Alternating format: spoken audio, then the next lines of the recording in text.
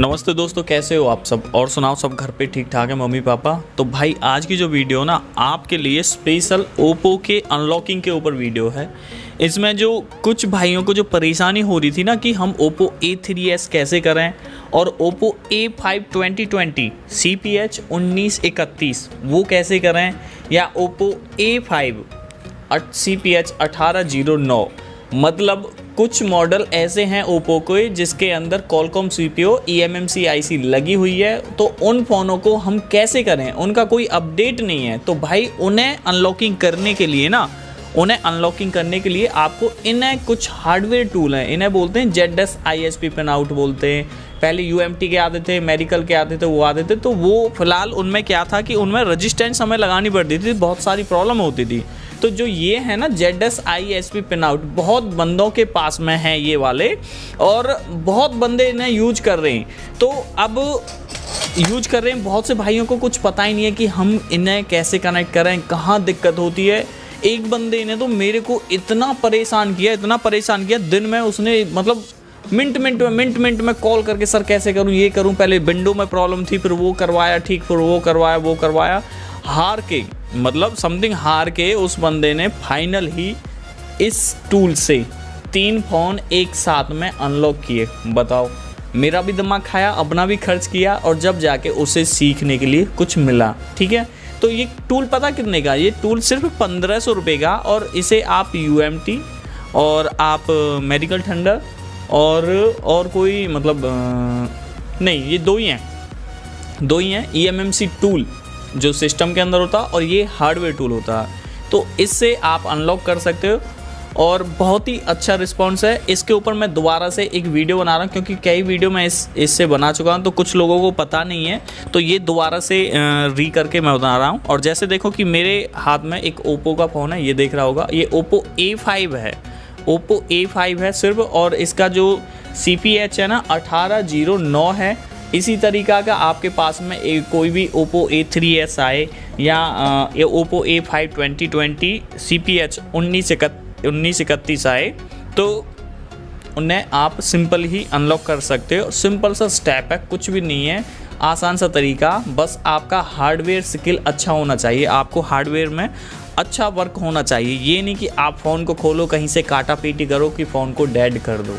ठीक है, ऐसा नहीं होना चाहिए। अगर आप हार्डवेयर में अच्छे हो, अच्छा काम कर लेते हो, टाँके टूके अच्छे से लगा लेते हो, तो काम करो, अगर वरना नहीं करो। अगर आप हार्डवेयर में सही नहीं है तो बिल्कुल अवॉइड कर दो इस चीज़ को, आप नहीं कर सकते। जितना भी काम करो USB से करो, ठीक है। और इनका कोई नया अपडेट आएगा तो ज़रूर आपको दूंगा मैं, ठीक है। तो फटाफट से अब मैं इस फ़ोन को फास्ट में खोलता हूँ, और कैसे काटता हूँ वो भी आपको बताऊँगा, और टाँके कैसे लगाने चाहिए वो भी बताऊँगा। बहुत सारे बंदे गड़बड़ कर देते हैं कि टूल तो उन्होंने ले रखा, उन पे चल ही नहीं रहा, मेरा फ़ोन डेड हो गया, या टाँके गलत हो गए, और ये ऐसे हो रहा। तो कुछ मिस्टेक आप करते हो, उन मिस्टेकों को मैं आज आपको बताऊँगा कि आपको किस तरीक़ा से सिंपल सा करना है। तो उससे पहले मेरे चैनल को सब्सक्राइब करो, क्योंकि आप 57% लोग मेरे चैनल को देखते हैं लेकिन वो सब्सक्राइब नहीं करते। तो ज़रूर करो चैनल को सब्सक्राइब, और कोई भी नई वीडियो आती है तो यार आपको नोटिफिकेशन मिलता है, और सब्सक्राइब फ्री में होता है, कोई पैसे चार्जेबल नहीं होता उसका। ठीक है, तो सब्सक्राइब करो। मुझे नहीं पता, रेड बटन ब्लैक हो जाना चाहिए और बेल आइकन प्रेस हो जाना चाहिए, और वीडियो को फटाफट से लाइक कर दो। अब ये देखो, अगर आपके पास कोई भी फ़ोन आता है ओप्पो का, और आपको कुछ नहीं पता कि वो फ़ोन कौन सा है, कौन सा मॉडल है, क्योंकि ओप्पो के, वीवो के, रियलमी के उन पे स्टिकर होता है, वो स्टिकर उछल जाता है जब नया फ़ोन आता है। तो अगर आपको नहीं पता, तो वीवो को तो कह नहीं सकता, मैं ओप्पो रियलमी की बात आपको बता रहा हूँ। ओप्पो रियलमी में एमरजेंसी पे जाना है, *899# प्रेस करोगे तो ये इंजीनियरिंग मोड आ जाएगा। तो यहाँ पे आपको सॉफ्टवेयर वर्जन पे जाना है। तो सॉफ्टवेयर वर्जन पे जैसे आप क्लिक करोगे, देखो CPH 1809 ये आ गया, आपको दिख रहा होगा अच्छे से। ठीक है, तो ये CPH 1809 ओप्पो A5 मॉडल है, और हम इसको अनलॉक करके दिखाएंगे इस टूल से। ठीक है, आपके पास ये टूल भी होना चाहिए, और एक UMT भी होना चाहिए, और UMT के अंदर एक MMC एक्टिवेशन भी होना चाहिए।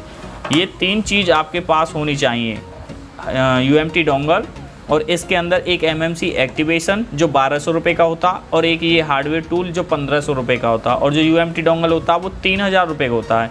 ये 3 चीज़ होंगी तो आप ओप्पो का कुछ जो Qualcomm CPU वाले फ़ोनों को अनलॉक कर सकते हो, ठीक है।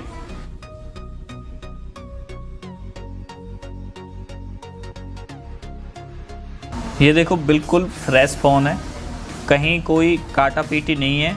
इसमें जितना भी काम होगा वो यहाँ पे इतना वर्क काम करना पड़ेगा, जितना भी ये है ये हमें खोलना पड़ेगा, ठीक है।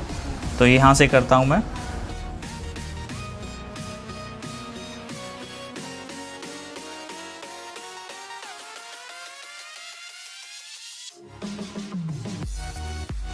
देखो कितना अच्छा तरीका से काटने का, ना तो हमें हॉट गन मशीन की ज़रूरत है ना कुछ है। एक सिंपल सा जो 10 रुपये का चक्कू आता है ना, ये वाला चक्कू, जितनी बाउंड्री आपको काटनी है उतना वहाँ से इस चक्कू से घिसो, और घिसने के बाद में एक सिंपल सा ऐसे कटर से या नॉर्मल कटर से उसे काट दो। अब ये देखो, आप देख रहे होंगे, आपकी स्क्रीन पे आ रहा होगा, ज़रा देखो गौर से, कितना सिंपल सा तरीका, आराम से, कोई भी कैसी मिस्टेक नहीं है, ठीक है। अब हम इसे एक बार संतुष्टि के लिए फोकस कर जरा, एक बार इसे संतुष्टि के लिए ना हम न्यू चेक कर लेते हैं इसे। कभी हमने कुछ काटने में या कुछ वैसे करने में कभी फ़ोन को डेड तो नहीं कर दिया हमने, ठीक है। तो ये देख लेते हैं।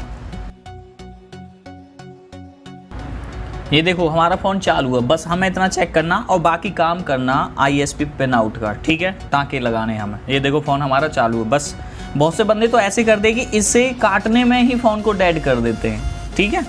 तो बस ये हमारा फ़ोन चालू हो गया, अब हम लगाते हैं टाँके, ठीक है।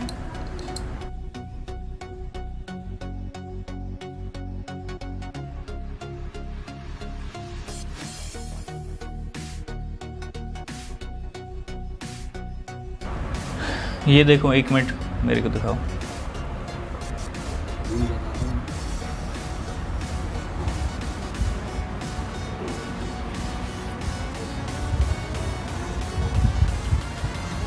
ये देखो यहाँ पे ना मैंने क्या तार यूज किए हैं आपके सामने, देखो 4 तार है ना, एक ये रहा CLK, एक ये रहा CMD, एक ये रहा तीसरा डाटा 0, चौथा ग्राउंड। जो ग्राउंड वाला ट्रैक है ना वो मोटा लगाना, ठीक है।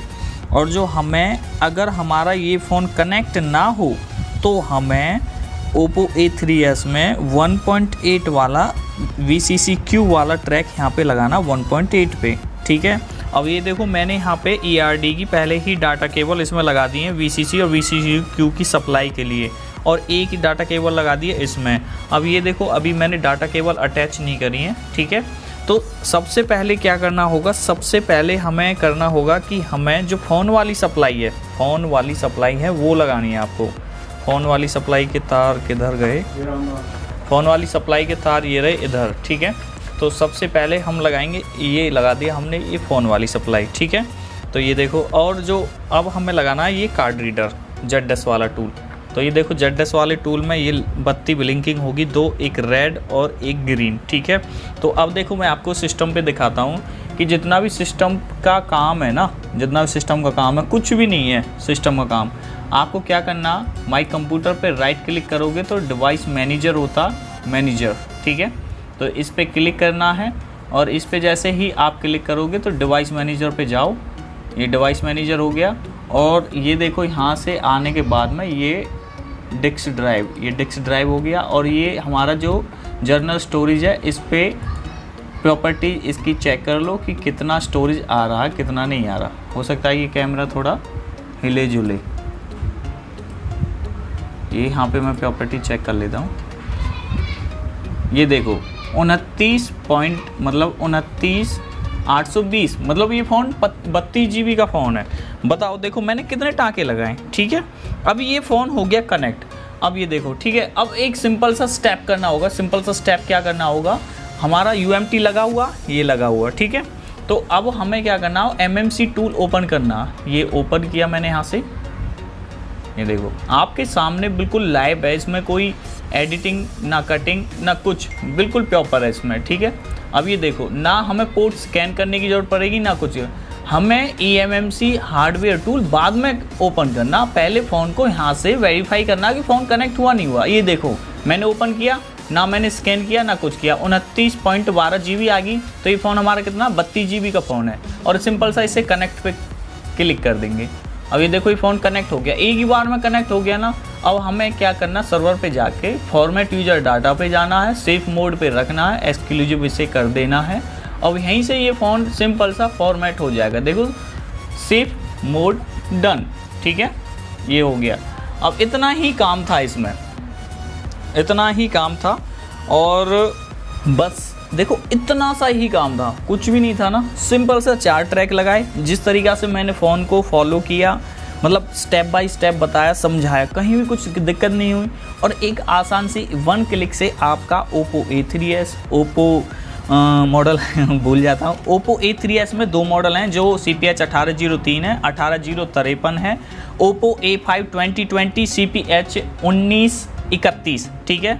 और Oppo A5 1809, ये हमारा Oppo A5 1809 है। सिंपल से स्टेप थे, उसी तरीक़ा से आपको करना है और वो मैंने करके दिखा दिया। अब देखो मैं इसे डिसेबल करता हूँ। डिसेबल करने के लिए सिंपल सा पहले इनको यहाँ से डिसेबल करो और डिसेबल करने के लिए आपको यहाँ पे टाँके को रिमूव कर देना।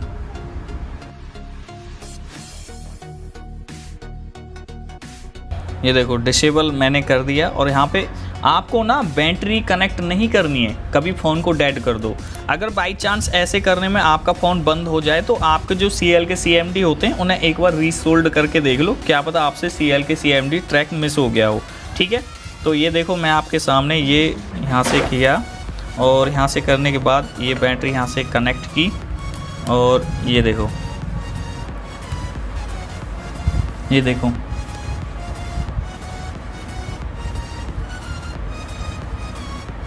अभी देखो फॉर्मेट का ऑप्शन आएगा इस पर।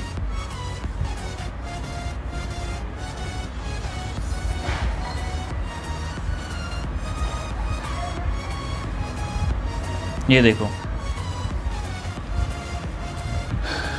सिंपल सा स्टेप था यार, आसान सा तरीका था।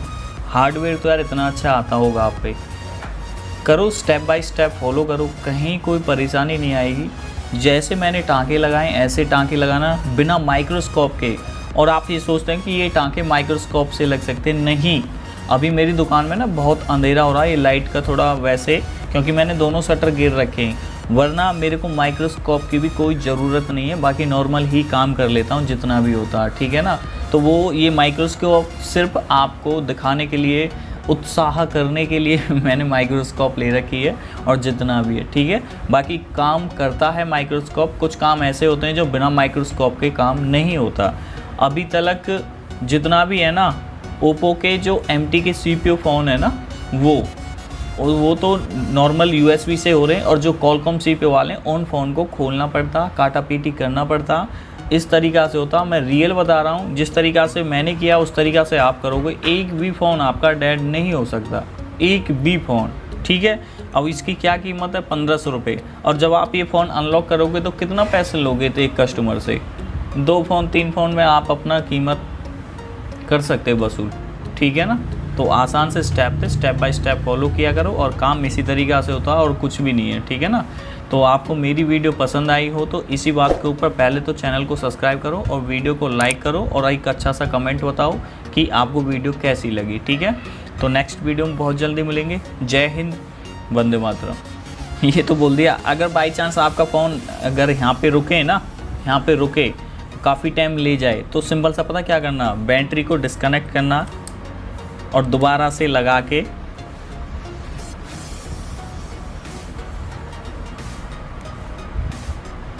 फ़ोन को चालू कर देना। अभी देखो कि पहले के मुताबिक अब बहुत जल्दी ऑन हो जाएगा, ठीक है। अभी देखो मैं दिखा देता हूँ आपको एक बार।